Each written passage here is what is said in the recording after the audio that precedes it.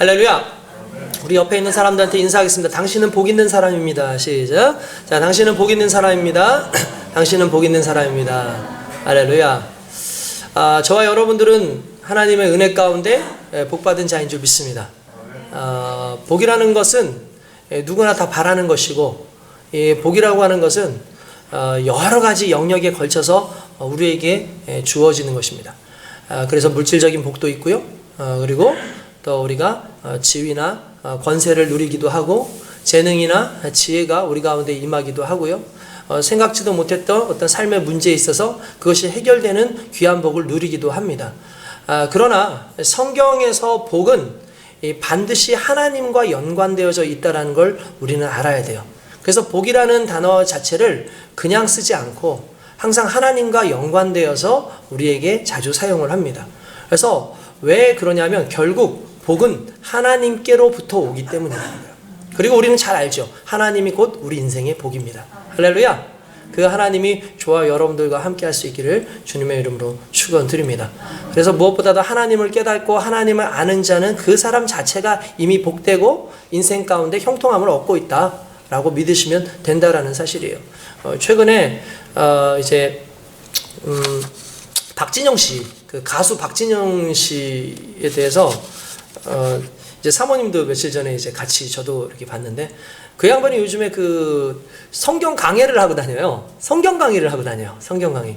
그래서 저는 이 사람이 자꾸 그 뭐 이렇게 구원파 이런 거하고 관련이 있다고 막 자꾸 이런 소문들이 있어가지고 이렇게 제가 한번 찾아보고 그 사람 이야기를 이렇게 들어봤어요.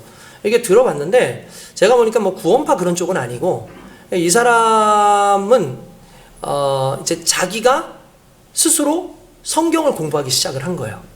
그러니까 그 이유가 무언가에 대해서 여러 가지 내용들이 나오는데, 그 이유가 뭐냐면 자기는 웬만해서 남을 잘 못 믿는데요. 그러니까 남을 잘 못 믿는다는 거예요. 그래서 내가 이렇게 누구의 말을 믿는 편이 아닌데, 자기가 적어도 자기를 구원하는 그 문제, 자기의 그 인생의 문제에 대해서 좀 해답을 찾고 싶은 마음이 생기더라는 거예요. 잘 고민을 상당히 많이 했대요. 많은 걸 찾으려고 애썼다는 거예요. 그래서 자기가 처음에 이제 초기에는 나름대로 이제 뭐 구원의 문제를 통해서 인간에 대한 그 문제를 보면서 인간 뭐 그냥 뭐 주어진 삶 속에서 그냥 잘 살면 되지, 그냥 그렇게만 생각을 하고 그냥 멋진 인생 살면 된다라고 생각을 했는데, 시간이 가면 갈수록 뭔가 공허하고 시간이 가면 갈수록 너무 허탈하다는 거예요. 그래서 왜 우리는 허탈할까? 왜 시간이 가면 갈수록 내가 부도 명예도 다 얻었는데 이렇게 허탈할까 보니까, 결국 인간의 핵심 가운데 가장 허탈하게 하고 공허하게 만드는 건 뭐냐면 죽음이라는 거예요. 그러니까 인간은 아무리 노력하고 애쓰고 많은 걸 모아놔도 결국은 죽는다는 거예요.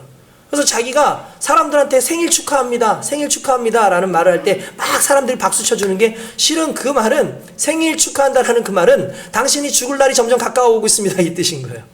그러니까 죽을 날이 가까워져 오고 있습니다. 죽을 날이 더 가까워져 오고 있습니다. 이 얘기라는 거예요. 그러니까 그 사람이 그 이야기를 하면서 결국 사람은 시간이라는 것에 매여 있기 때문에 시간을 거스를 수 없는 이상 그 시간 안에 매여 있는 모든 사람들은 결국 후패하게 되고 맨 마지막에 생을 다하게 된다는 거예요. 그러니까 이 죽음의 문제가 있기 때문에 결국은 다 공허한 거예요. 왜냐하면 내가 지금 열심히 해가지고 모든 걸 얻어놨다 한들 이거 언젠가 죽음 이후에는 다 내려놓고 가야 되는 상황이기 때문에, 이 죽음 앞에서 인간의 모습을 보니까 너무나 초라하고 두렵고 겁나고 아무것도 아니다라는 생각이 들더라는 거예요. 그래서 이 죽음으로부터 벗어나기 위한 방법, 이 죽음으로부터 완벽하게 떠날 수 있는 방법이 무엇인가에 대해서 집중하기 시작을 하다 보니까, 죽음에 대한 부분을 집중하다 보니까 삶에 대한 부분을 생각하기 시작했어요. 그러니까 내가 죽음에 대해서 언젠가는 죽는다라고 생각한다면, 이 죽음을 떠나서 삶을 우리에게 조성한 사람이 누굴까? 우리에게 이 삶을 준 존재가 누굴까라는 걸 생각을 하기 시작을 했다는 거예요. 그러면서 그거를 해답을 찾으려고 엄청나게 노력을 했다는 거예요. 그리고 이렇게 여러 가지 찾아보고, 과연 사람은 어떻게 해서 생겨난 것이고 이 우주는 어떻게 생겨난 것이고 막 그런 고민들을 했다는 거예요. 제가 그 사람 하는 말 중에서 좀 독특하게 좀 봤던 게 뭐냐면, 자기가 창세기를 이렇게 보니까 태초에 하나님이 천지를 창조하시니라 이렇게 되어 있는데, 하늘과 땅을 창조하시니라 라고 되어 있더라는 거예요. 거기에 자기가 순간적으로 의문이 딱 해결이 되는 그 역사가 일어났는데, 그게 뭐냐면 태초에라는 말은 여러분들 이게 시간적 단위잖아요. 그죠? 세상에서 후패되어지는, 그러니까 사라져버리는 그 세 가지, 그 자기가 맞닥뜨리는 세 가지 요소가 있는데 첫 번째가 시간인 거예요. 그리고 그 다음이 공간인 거예요. 그리고 인간인 거예요. 근데 이 세 가지의 특징이 뭐냐면 다 간자를 써요. 그래서 시간, 공간, 그리고 인간. 그러니까 그 간자를 쓸 때 그 간자의 의미는 사이간자죠. 사이간자. 영원성에 있지 않고 항상 순간에 있고 중간에 있는 어떤 그런 상황이더라는 거예요. 근데 도대체 이걸 누가 만들었을까라고 생각을 해보니까 다른 데에서는 정확하게 무언가를 얘기해 주는 게 없는데 성경을 딱 펴보니까 하나님이 태초라는 건 뭐예요? 시간을 말하는 거예요. 시간. 하나님이 시간을 만드셨던 그때에 하나님께서 하늘과 땅을 만드셨다는 거예요. 공간을 만드셨다는 거예요. 그리고 그 이후에 보니까 인간을 만드셨다는 거예요. 그래서 시간과 공간과 인간을 만드신 분이 하나님이라는 말을 성경만이 유일하게 나와 있더라는 거예요. 자기가 그래서 비교해 보기 위해서 주변에 있는 다른 책들을 다 한번 이렇게 살펴봤는데 그 어느 서적에도 시간과 공간과 인간을 만든 것을 이렇게 디테일하게 자세하게 설명하고 있는 책은 아무것도 없더라는 거예요. 그래서 자기가 생각해보니까 이게 옳은 건지 그른 건지는 모르겠지만 일단 예선 통과라고 자기는 생각을 했다는 거예요. 그래서 그것을 파기 시작하고 이 책이 무엇인가를 생각하고 그것에 대해서 열심히 파기 시작하다 보니까 한 가지 깨달은 게 있어. 그게 뭐냐면 인간은 시간 안에만 있고 공간 안에 있는데 결국 영혼이라고 하는 것은 그 시간 안에서 찾을 수 없고 공간 안에서 찾을 수 없더라는 거예요. 그러니까 시간과 공간을 벗어나고 이 시간과 공간을 만든 그 존재에게서만 영혼이라는 걸 찾을 수 있는데 성경은 자연스럽게 그것을 하나님이라고 얘기를 하고 있더라는 거예요. 그러니까 하나님이 이 시간과 공간을 만드셨기 때문에 그리고 인간을 만드셨기 때문에 우리가 만약에 영혼을 꿈꾸고 이 죽음의 문제에서부터 해방되려면 결국 하나님이 우리와 함께 하셔야 되는 거예요. 하나님의 영원성이 우리 속에 와야 되는 거예요. 그러니까 자기가 그걸 깨닫게 된 거예요. 저는 너무 놀랐어요. 왜냐하면 이 사람한테 누가 복음을 증거한 것도 아니야. 우리는 진짜 예수 믿으라고 정말 수십 명, 수백 명, 수천 명 사람들한테 복음 증거하고 하면 그 중에서도 겨우겨우 어떤 사람들 한두 명 예수를 믿는데 이 사람은 누가 예수를 믿으라 그런 것도 아니고 어떻게 하라 그런 것도 아니고 어느 날 자기 인생을 뒤돌아보니까 죽음이라는 것이 기다리고 있고 인생 자체가 공허하고 허무하더라는 거예요. 그래서 어떤 종교도 다녀보고 이런저런 것도 하는데 중요한 건 사람들이 다 이렇게 얘기하더라는 거예요. 아, 그거 만족하고 살아. 그저 원래 인생이 그런 거야. 그러니까 원래 인생이 그러니까 만족하고 살아. 이렇게 얘기를 하더라는 거예요. 그래서 나름대로 자기를 안심시키고 그냥 인생이 그렇다라고 만족하라고 그렇게 얘기를 하는데 자기는 그 얘기를 들으니까 인정할 수가 없다는 거예요. 왜냐하면 나는 만족을 원하는 게 아니라 해결을 원하는 거예요. 나는 이 상황을 그냥 내가 만족하고 그냥 이 상황 속에서 그냥 대충 그렇구나 인생 어쩔 수 없이 그렇게 가는 거구나 하고 어쩔 수 없이 받아들여야지 이게 아니라 내 인생의 공허함과 내 문제를 해결하고 싶은데 이걸 해결할 수 있는 방법이 없고 사람들은 어떤 종교든 그냥 맹목적으로 그냥 마음을 내려놓으십시오. 그냥 마음을 내려놓으십시오. 이런 소리만 하고 있더라는 거예요. 그 상황에서 자기가 하나님을 발견하게 된 건 이건 어마어마한 사건이고 이건 하나님으로부터 내려오는 복이라는 거죠. 제가 그 이야기를 들으면서 야, 이 사람 참 대단한 사람이구나. 근데 그 사람이 대단하다라는 말보다는 이걸 이렇게 깨닫게 하는 그 마음을 주신 하나님이 너무나 위대하시고 놀랍다라는 생각을 했어요. 저는 주변에서 그런 분들 많이 봅니다. 전에도 여러분들 말씀드렸지만 제가 아는 목사님 한 분은 중이세요. 스님이었어요. 간담회에서. 중이고 중으로서 생활을 하다가 어느 날 자기 이 불교에서 말하는 도대체 사랑이라는 게 뭘까를 막 찾다가 도저히 그것에 대해서 찾을 답이 없어가지고 우연찮게 성경을 읽었는데 성경 속에서 예수 그리스도의 사랑이라는 걸 본 거예요. 근데 그분의 사랑은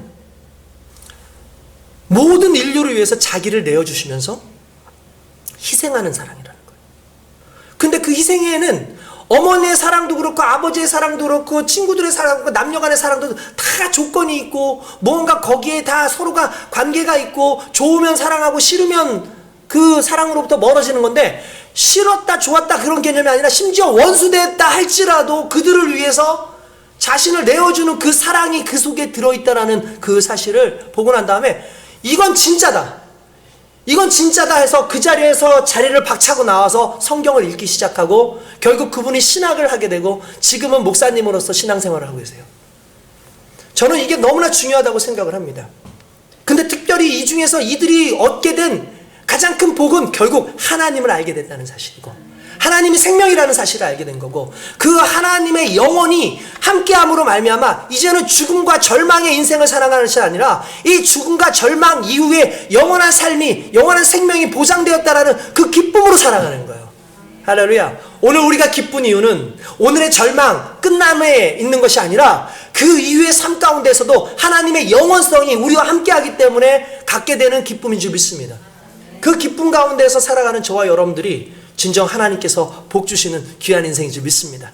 그게 복인 거예요. 결국 하나님께서는요, 결국 절망의 문제, 죽음의 문제, 우리의 인생의 문제에 대해서 아무도 해결할 수 없죠. 왜냐하면은 이미 그 안에 들어와 있으니까. 시간 안에 들어와 있고 공간 안에 들어와 있는 인생은 아무리 자기 스스로 노력을 한다 할지라도 그 시간 가면 죽게 돼 있고 공간 사라지면 사라지는 거예요. 그러나 우리는 이 땅에서 사라지고 우리의 시간도 사라지지만 하나님 안에서 영원을 누리면서 살 수 있다는 건 이건 복 중의 복이고 우리에게 허락하신 하나님의 은혜라는 것을 믿으시길 주님의 이름으로 축원드립니다. 저와 여러분들이 그 은혜 가운데 진정한 형통이 있기를 주님의 이름으로 축원드립니다. 저는 저와 여러분들이 하나님 안에서 복을 누리기를 원합니다. 여러분, 복이라는 것이 간단하게 말하면 형통이에요. 오늘 본문 말씀에 보면은 처음 시작이 이렇게 되어 있습니다. 복 있는 사람은 이라고 되어 있어요. 복 있는 사람은 이렇고 저렇고 저렇고 이렇게 하다가 맨 마지막에 다 형통하리로다 이렇게 되어 있어요. 이게 무슨 말이냐면 복 있는 사람이 곧 형통한 사람이에요. 그럼 이 형통과 복이 무엇의 의미가 있는지를 좀 더 살펴볼 필요가 있겠죠. 그 전에 우리가 한번 먼저 말씀을 잠깐 좀 살펴보면 먼저 복 있는 사람은 이런 사람이다 라고 이야기를 하면서 복 있는 사람은 악인의 꾀를 따르지 아니하며 죄인의 길에 서지 아니하며 오만한 자들의 자리에 앉지 아니하고 오직 여호와의 율법을 즐거워하여 그의 율법을 주야로 묵상하는 자도다 라고 되어 있습니다. 일단 복을 설명하기 전에 죄라는 걸 먼저 설명해요. 복을 설명하기 전에 악이라고 하는 걸 먼저 설명해요. 복을 설명하기 위해선 복 자체로 얘기하지 않고 복에 반대되는 개념에 대해서 먼저 우리에게 이야기를 하고 있다는 거예요. 여러분, 우리가 세상 가운데 살면서 하나님께서 주신 그 은혜를 생각하기 전에 그 은혜가 무언가를 생각하기 전에 은혜 아닌 것을 찾아내면은 쉽게 은혜가 뭔지를 발견할 수 있어요. 여러분, 이게 너무나 상당히 중요한 부분인 거죠. 복 있는 사람에 대해서 반대되는 부분을 얘기하면서 악인, 그리고 죄인, 그리고 오만한 자. 실은 똑같이 악인, 죄인, 오만한 자가 다 복 없는 사람들의 특징이라는 거예요. 그럼 복 없다라는 말은 다시 말하지만 하나님이 없다라는 거예요. 하나님이 없는 자는 어떤 자냐면은 일단은 그 악한 이들, 그 악인들의 꾀를 따르지 아니한다라고 돼 있어요. 그러니까 여러분 일단 중요한 건 이겁니다. 복 있는 사람들은요, 따를 것과 따르지 않을 것을 분간할 수 있어요. 그게 일단 기본적으로 복 있는 사람들의 특징이라는 거예요. 복 있는 사람들은요, 따를 것과 따르지 않을 것을 구분할 수 있는 능력이 있는 거예요. 이게 너무나 놀라운 거죠. 그래서 저와 여러분들이 오늘 이 자리에 온 것이 복이 있습니다. 할렐루야. 여러분, 지금 세상 가운데서 여러분 살아가는 것이 아니라 오늘 이 자리에 와서 하나님의 말씀을 듣고 있고 하나님 앞에 예배를 드리고 있고 이 자리가 복의 자리라는 것을 이미 깨닫고 오신 분들 아닙니까? 이미 그러면 여러분들은 복 있는 사람인 거죠. 그것이 우리의 지혜로 된 것이 아니라 하나님의 은혜로 되어졌다라는 사실을 믿으시길 주님의 이름으로 축원드립니다. 악인들의 꾀를 따르지 않아요. 따라가지 않는다는 거예요. 그 죄를 그 사람들이 말하는 것, 그들이 이야기하는 것들을 따라가지 않는 것, 이게 너무나 중요한 부분인 거죠. 여러분, 따라가는 이유가 뭐겠습니까? 자기의 이익을 위해서 따라가는 거죠. 따라가는 이유가 뭐겠습니까? 자기의 본능과 자기의 쾌락을 위해서 따라가는 거예요. 여러분, 우리 믿는 사람들은요, 세상을 따라가는 존재가 아니라 주님을 좇는 자인 줄로 믿습니다. 그래서 주님께서는 이렇게 얘기하시잖아요. 제자와 무리를 분류하시잖아요. 제자는 뭐고 무리는 무슨 뜻이었죠? 제자는 예수 그리스도를 따르는 사람입니다. 그분의 발자취를 따라가는 겁니다. 그러니까 그분의 발자취를 따라가기 위해서는 자연스럽게 나의 모든 걸 내려놔야 돼요. 나의 발걸음을 세우는 사람이 아니라, 내가 새로운 발걸음을 만드는 사람이 아니라 그리스도의 발걸음을 따라가는 게 이게 제자들의 특징 아닙니까? 근데 무리들은 무슨 특징을 가지고 있어요? 무리들은요, 주님을 따라가는 자가 아니라 주님께 얻기 원하는 자예요. 무엇을 위해서? 나를 위해서.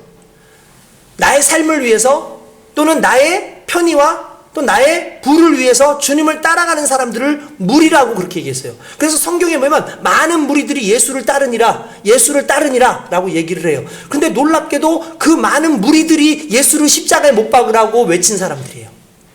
무슨 말입니까? 언제든지 바뀔 수 있어요.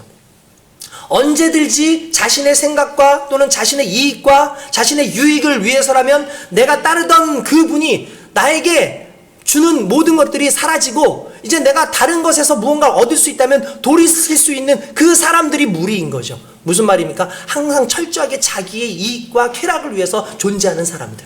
이게 무리의 특징이라는 거예요.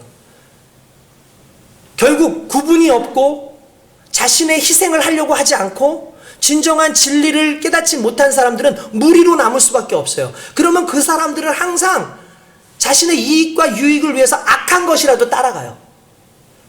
그것이 좋지 않은 것이라도 따라가요. 결국 거기에서 패망이 오고 멸망이 오는 거죠. 오늘 성경에서 악인들의 꾀를 따르지 않아요. 누가 복 있는 사람들은. 근데 복이 없는 사람들, 말 그대로 복 가운데 있지 않는 사람들은 악인의 꾀를 따라가요. 하나님과 함께하지 않는 사람들은 악인의 꾀를 따라가요.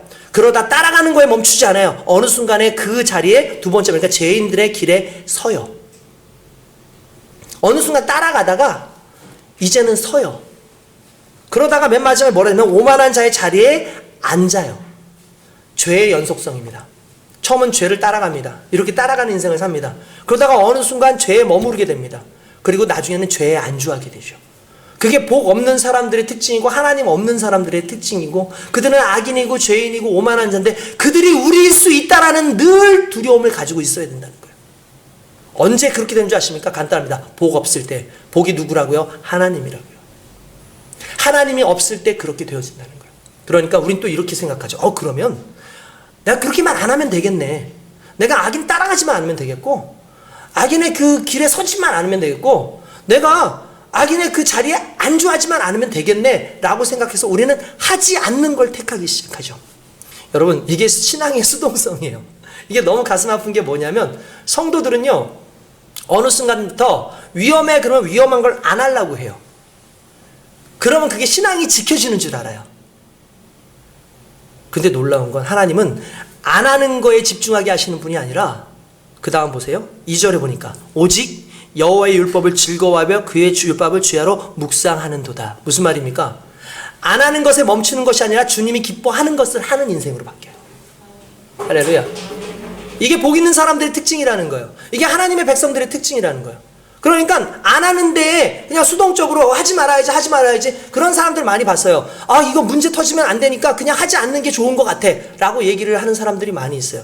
왜 그렇습니까? 내가 지혜가 없어요. 무엇을 해야 되는지를 몰라요. 그러니까 그냥 안 하는 거에 만족하려고 그래요. 그러나 하나님의 지혜로 살아가는 사람들은요 무언가 움직이려고 그래요. 어떻게 지혜롭게 해야 될 것과 하지 말아야 될 것을 구분해 가면서 할 수 있는 인생이 된다는 거죠. 우리 주님은 그걸 원하는 거예요. 결국 여러분 달란트의 비유도 마찬가지 아니겠습니까? 5달란트, 2달란트 받은 사람들은 어떻습니까? 그걸 일을 하죠.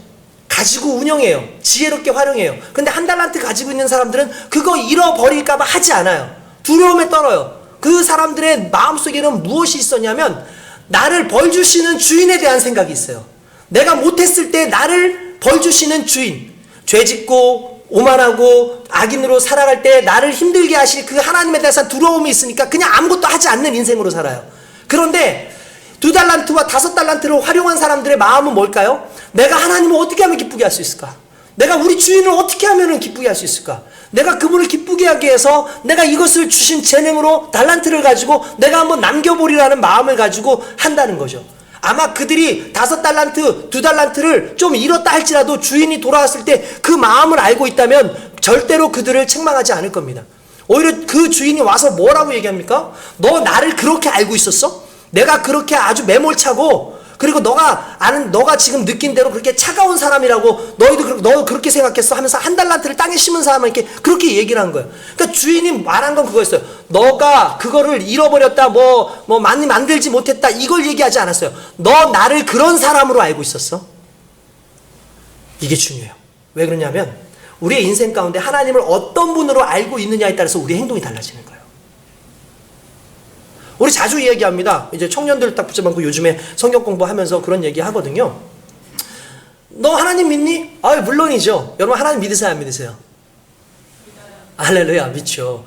여러분 하나님 믿는 건 당연한 거예요. 누구든지 하나님을 믿어야 된다고 얘기를 해요. 그래서 나 하나님 믿습니다. 우리 어디 가도 너 하나님 믿니? 심지어 어떤 사람이 교회 믿니? 그렇게 얘기하잖아요. 교회 믿니? 교회 믿는 게 아니잖아요. 우리 하나님을 믿어야 되잖아요. 근데 문제는 뭐냐면 하나님이 살아 계시는 것만 믿으면 구원이 아니에요.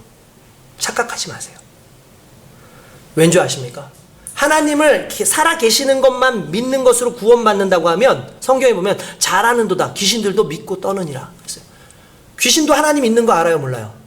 알아요. 하나님 믿어요, 안 믿어요? 믿어요. 걔네들 천국 가요? 안 가요. 왜 그렇죠? 이유가 뭐죠?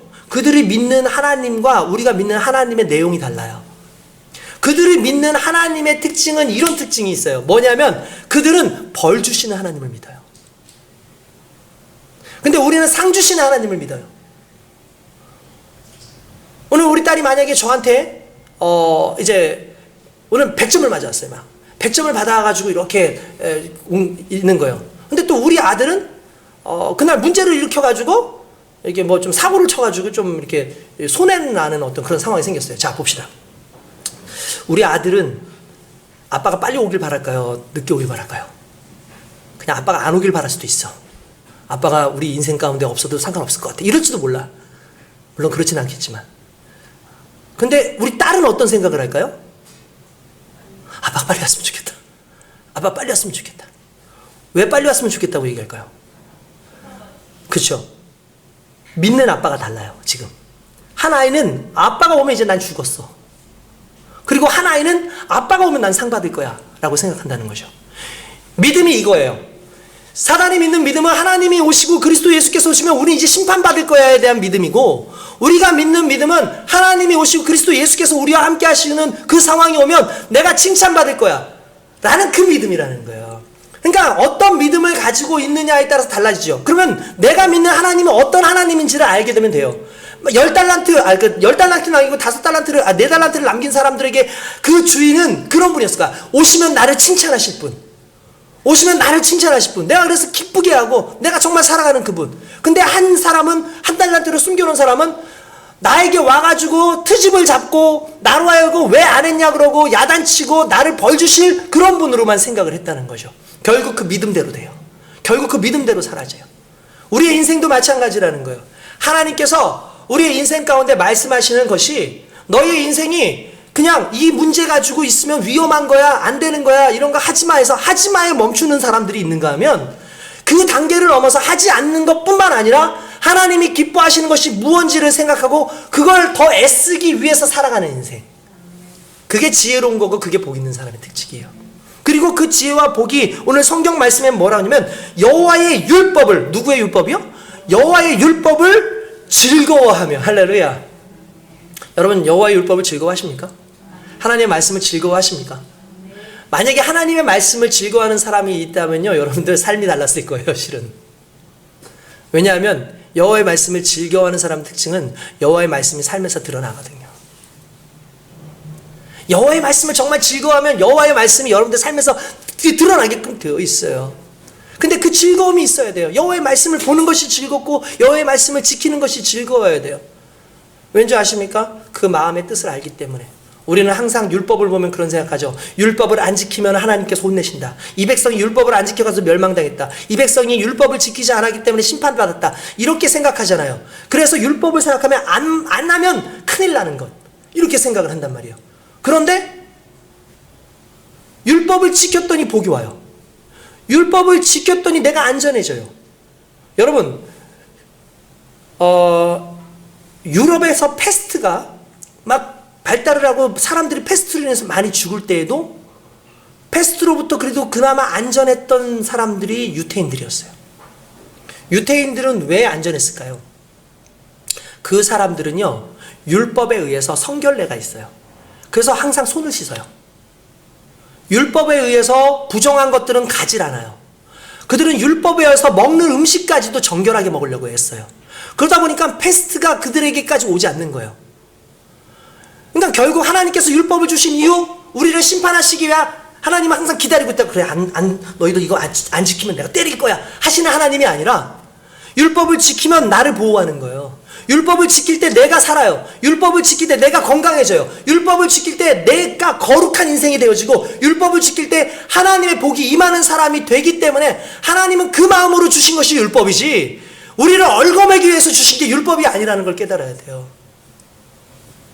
오늘은 수많은 사람들이 예수 믿지 않으면 지옥 간다, 예수 믿지 않으면 지옥 간다 라고 얘기하니까 사람들이 예수님에 대해서 오해를 하는 거야. 믿지 않으면 우리를 지옥 보내는 그 나쁜 하나님이라고 생각하는 거예요. 그렇지 않아요. 인간은 누구나 애초에 지옥 가요. 예수 믿고 안 믿고 그 이전에 이미 지옥 갈 존재로 그렇게 인간은 죄가 있기 때문에 다 가게끔 되어 있잖아요. 근데 예수를 믿으면 그 지옥으로 갈 인생이 천국으로 바뀌는 거예요. 할렐루야.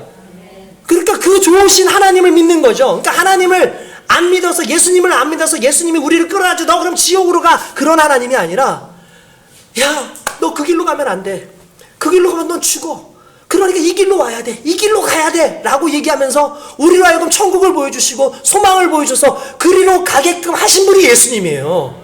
우리가 예수를 오해하면 안 돼요. 하나님을 오해하면 안 돼요. 하나님은 그렇게 무자비한 하나님이 아니라 그 길로 갈 수밖에 없는 그 존재들을 천국으로 이끄시는 좋으신 하나님인 줄 믿습니다.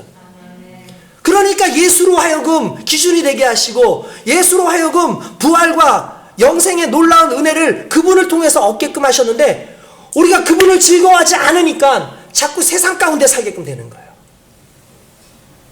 오늘 저와 여러분들이 예수를 통해서 즐거움이 있길 원합니다.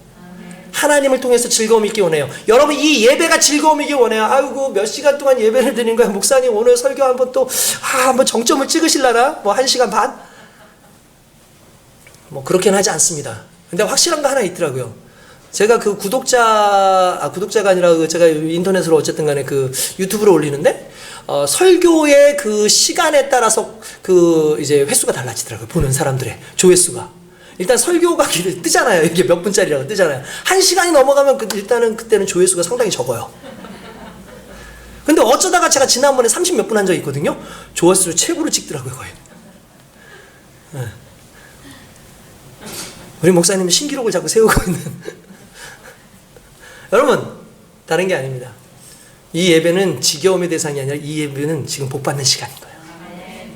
이 예배는 말씀을 듣고 있고 성령이 우리와 함께해서 여러분 안 기쁨인가요? 저만 기쁜가요 지금? 저 혼자 미친 건가요 지금? 저만 기쁜 것 같아요 어쨌든.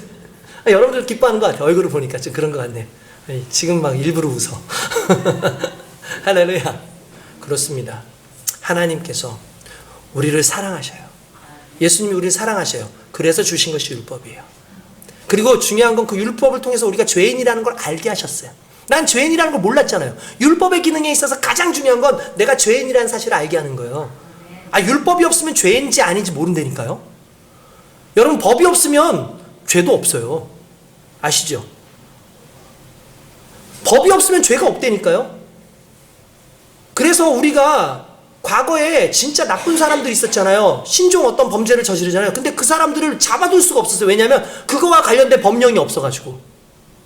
그래서 새롭게 법령을 제정해가지고 국회에서 그걸 통과해가지고 법으로 만들잖아요. 왜냐하면 법이 있어야지만 그게 죄라는 명시가 되는 거거든요. 우리가 죄인이라는 걸 무엇으로 알게 하냐면 율법을 통해서 알게 되는 거예요. 그러니까 율법의 선한 기능은 우리를 죽이겠다가 아니라 율법을 통해서 보니까 내가 죄인이라는 걸 알아. 죄인이라는 걸 아니까 회개가 가능한 거예요. 죄인이라는 걸 아니까 내가 그리스도 예수를 붙잡게 되는 거예요. 그게 율법의 가장 중요한 기능인 거예요. 그래서 예수님께서 뭐라고 말씀하냐면 내가 율법의 마침이 되었다. 그러면 이제 율법의 마침이 되었다는 게 뭐냐? 그러니까 율법의 마침, 그러니까 하면서 율법의 마침? 예수님이 그럼 율법의 마침이야? 율법이 뭐 끝났다는 건가? 율법이 폐했다는 뜻이 아니라 율법의 마침이라는 건 율법에 나와 있는 죄의 문제를 해결했다는 얘기예요. 율법에 나와 있는 죄의 문제를 내가 해결할게. 무슨 말입니까? 어떻게 해결합니까? 모든 사람은 죄를 지었어요. 죽음 가운데 임해야 됩니다. 영원한 형벌을 받아야 됩니다. 해결할 수 있는 방법은 딱 하나예요. 죽을 나 대신 누군가 죽어줘야 돼. 율법은 사라지지 않아요. 법은 사라지지 않아요. 그 법령에 의해서 누군가는 죽어야 되는 게, 이 인간은 다 죄를 졌기 때문에 죽어야 되는데 예수님이 대신 죽으셨기 때문에 더 이상 그 율법이 나의 죄를 정죄치 못하는 거예요. 왜냐하면 그리스도와 함께 내가 죽었고 그분과 함께 내가 부활했기 때문에 더 이상 일사부재리의 원칙에 의해서 과거의 우리의 죄가 부활 이후의 우리의 삶을 지배할 수 없거든요. 할렐루야. 그 복을 저와 여러분들 누리고 있다는 사실이 얼마나 행복합니까? 얼마나 감사합니까? 이게 너무나 기쁜 거죠. 이게 너무나 행복한 거죠. 그래서 하나님은 그런 은혜로 우리에게 율법을 허락하신 거예요. 그러니까 율법을 즐거워하고 그의 율법을 주야로 묵상하는도다. 여러분 묵상 왜 하겠습니까? 적용점을 찾는 거죠. 묵상 왜 하겠습니까? 하나님의 뜻을 찾는 거죠. 묵상을 통해서 하나님께서 왜 이 얘기를 하셨을까? 야 너희는 살인하지 말라. 왜 살인하지 말라고 했을까? 하나님은 생명이니까. 도적질하지 말라. 왜 도적질하지 말라 그랬을까? 내가 도적질함으로 말미암아 그가 굶어야 되고 결국 그것도 그의 생명을 훔치는 거니까. 성경에 나와 있는 하지 말아라 하지 말아라 하지 말라고 했던 수많은 그 법령들은 결국은 나를 살리는 것이고 내 주변을 살리는 것이죠. 그러면 그 뜻이 무엇인지를 생각하는 동안에 하나님께서 우리로 하여금 놀라운 역사가 일어나게 하시는 거예요. 할렐루야. 하나님의 은혜가 그렇게 임한 줄 믿습니다. 그래서 수동적으로 하지 않는 것에 머무는 것이 아니라 이제 하나님께서 원하시는 그 율법을 즐거워하고 주야로 묵상하고 하나님의 말씀 안에서 그리스도 예수와 함께 거하는 사람은 3절 보니까 그는 시냇가에 심은 나무가 철을 따라 열매를 맺으며 그 잎사귀가 마르지 아니함 같으니 그가 하는 모든 일이 다 형통하리로다. 할렐루야. 예수님께서 그렇게 말씀하십니다. 나는 포도나무요 너희는 가지니 너가 내 안에 있고 내가 너희 안에 있으면 너희가 기도하는 대로 너희가 원하는 대로 다 이루어질 거야 라고 말씀하세요. 그게 뭐예요? 형통이에요. 조건이 있어요. 그리스도 예수께 붙어 있어야 돼요. 우리의 싸움은 열심히 사는 싸움이 아니라 열심히 그리스도께 붙어 있는 싸움이에요. 여러분 보십시오. 아주 굵은 나무가 있고 아주 얇은 나무 가지가 있다고 생각합시다. 굵은 나무 가지가 나무에서부터 베어져서 땅에 떨어졌습니다. 얇은 가지는 정말 떨어질 듯 말 듯 떨어질 듯 말 듯 하면서도 그 나무에 붙어 있습니다. 시간이 지났습니다. 가을이 됐습니다. 열매는 어디에 맺혀질까요? 얇은 가지에 맺혀질 거예요. 근데 많은 사람들은요 놀랍게도 이 얇은 가지보다 뭘 바라보고 있냐면은 이 떨어진 굵은 가지를 바라봐요. 왜냐하면 눈에 현혹되죠. 뭔가 될 것 같죠.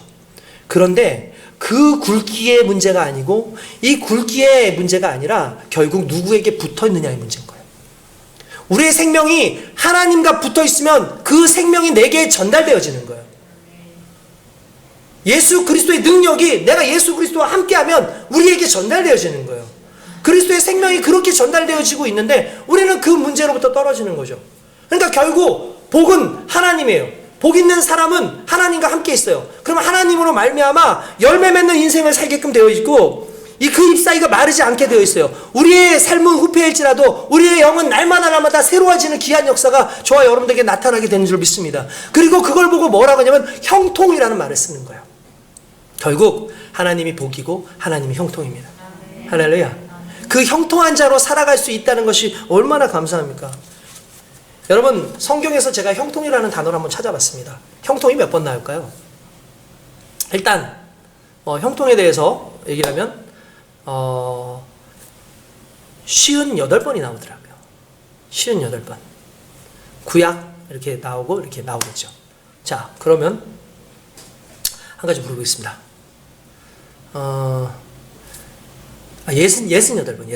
68번인데 그냥 물어볼게요. 구약과 신약 중에 형통이라는 단어가 어디에서 더 많이 나올까요? 신약. 한번 물어볼게. 자, 68이에요. 68, 68. 뭐 딴 거 볼 생각 하지 말고. 자, 68 중에 구약에는 몇 번 나왔을까요?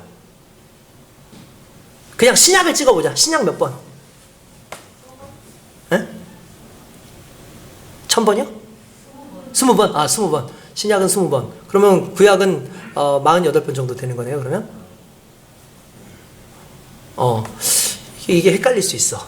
헷갈리지 않아. 몰라. 근데 간단하게 말씀을 드릴게요. 답부터 먼저 말하면 구약에서 68번, 신약에서 한 번도 안 나와요. 저는 이게 충격이었어요.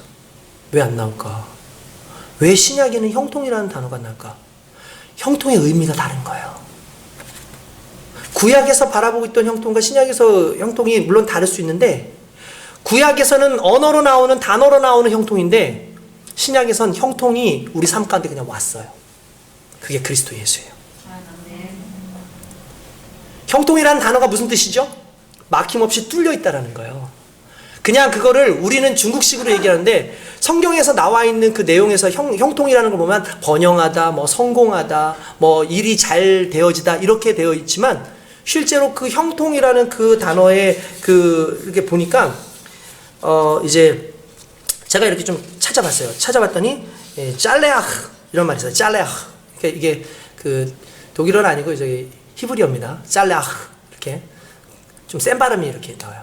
그 뜻이 동사로 사용될 때 어떻게 사용되면 성령이 강하게 강림하다라는 뜻이 있어요.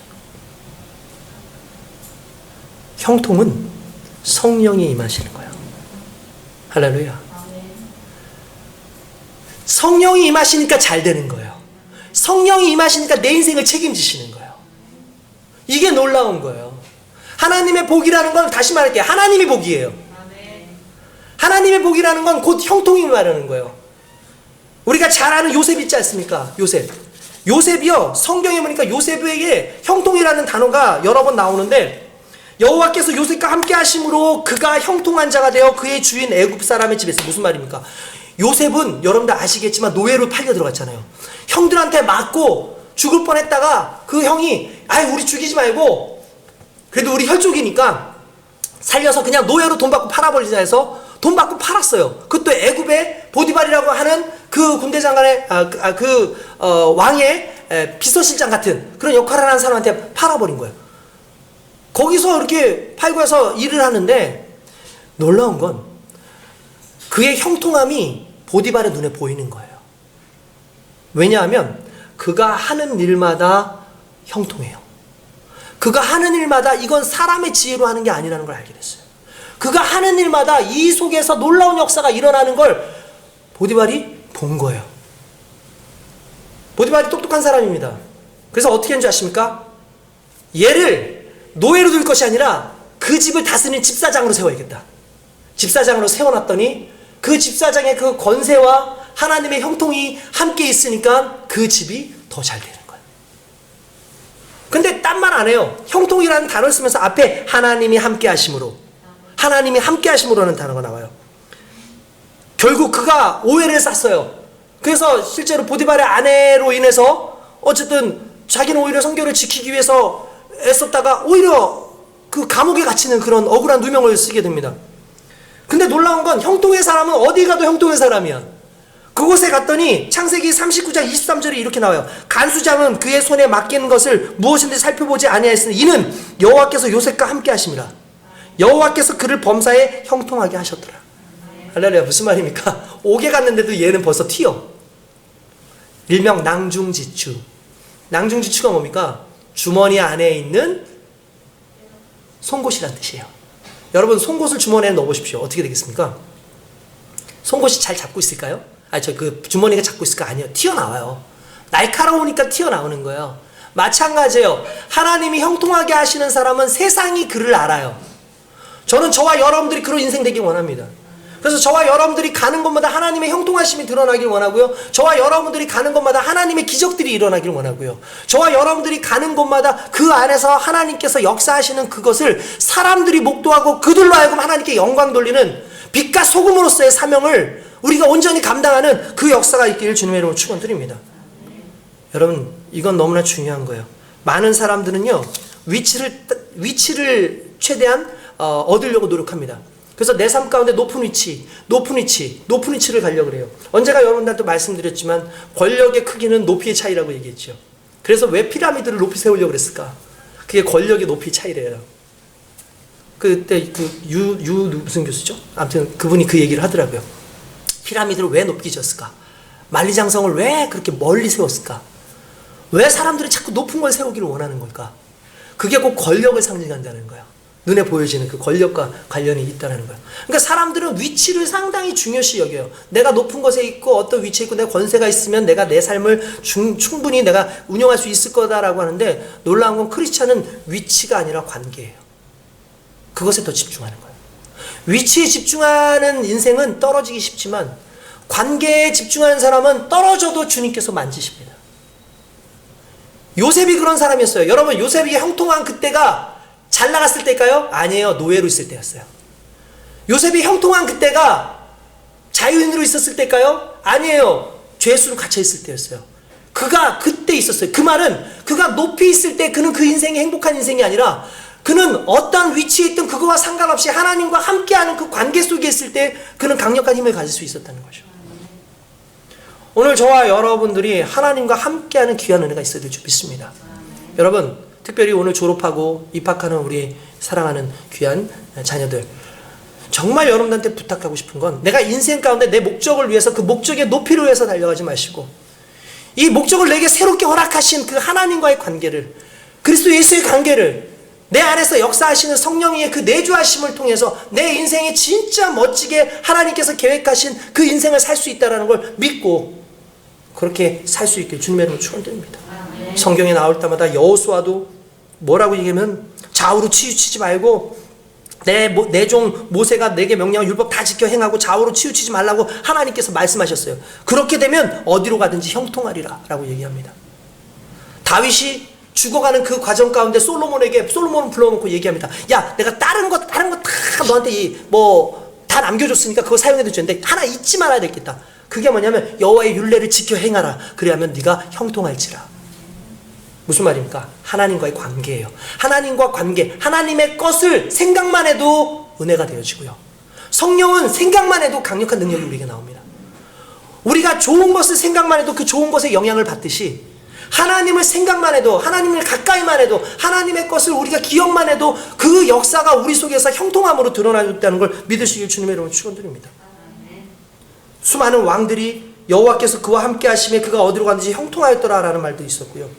이스라엘 자손들아, 너희 조상들의 하나님 여호와 싸우지 말라. 너희가 형통하지 못하랴. 무슨 말입니까? 하나님과 대적해서 살고 한다는 거, 하나님을 대적하는 건 하나님이 어디 있어요? 이게 아니에요. 하나님을 대적하는 건 간단히 말해서 하나님 없이 사는 거예요.